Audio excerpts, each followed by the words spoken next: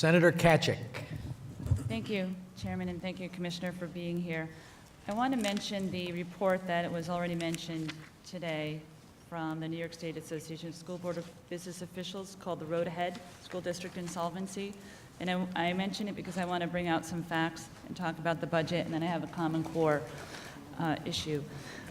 This study examined recent data to determine whether school districts are on the road to either educational or financial insolvency or both.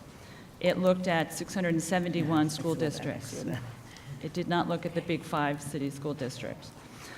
261 school districts showed signs of fiscal insolvency through a reduction in unassigned fund balance from school year 2010-11 to 12-13.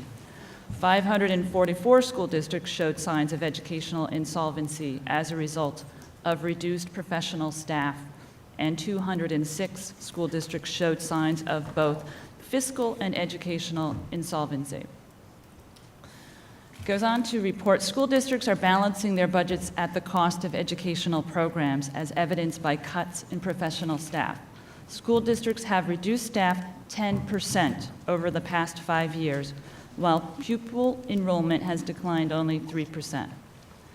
Of the approximately 40% of school districts that lost fund balance, high-need urban, suburban school districts and average-need school districts lost the most, and low-need school districts lost the least. I mention this because you said we don't want schools to cut programs that are preparing kids for colleges and careers. My response to that is we already are. We already have cut programs that prepare our kids for colleges and careers.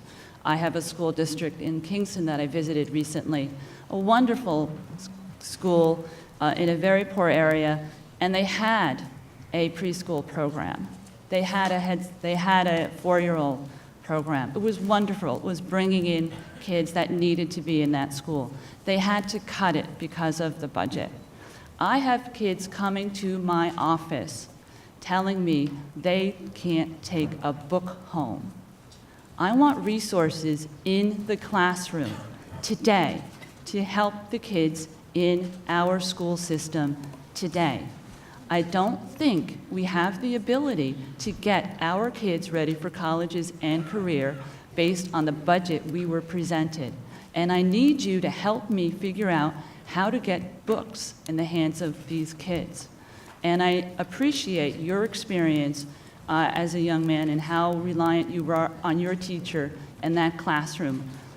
I got the same kids, and they don't have books, and there aren't enough teachers.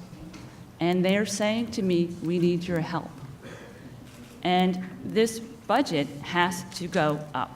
There also in this report was recommendations. First, school districts need adequate, equitable, stable, and flexible funding in order to educate students without interruptions or unduly burdening the taxpayer. There's a need for more state aid and mandate relief to minimally satisfy the constitutional requirement that all schools provide a sound basic education. They mentioned the funds that were already mentioned. The Regents recommends 1.3, the Education Conference Board 1.5, another group 2.6. Everyone is saying 1.3 is the bare minimum, and that's what I want to see in the final budget. I'd be happy to hear you comment on that. As you know, I share your concern about the issue of resources. The Regents put forward $1.3 billion because they think that begins to address the challenges that you're describing, but I don't want to overstate the impact of 1 year's budget. I think we have some significant structural challenges that we have to tackle together.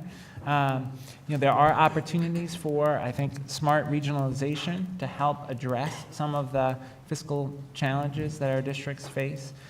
There are ways that we can leverage technology to share courses between schools, those kinds of things, to protect educational program for students. There are regions of the state where regional high schools may be a part of the solution. We've got a proposal around that. But your fundamental point that $1.3 billion makes sense yes, that is our view, and and we strongly will advocate for that over the next few weeks. I'm glad to hear that you concur with that. I just want to stress, regional high school is a concept. It's not an option for the kids in these classrooms.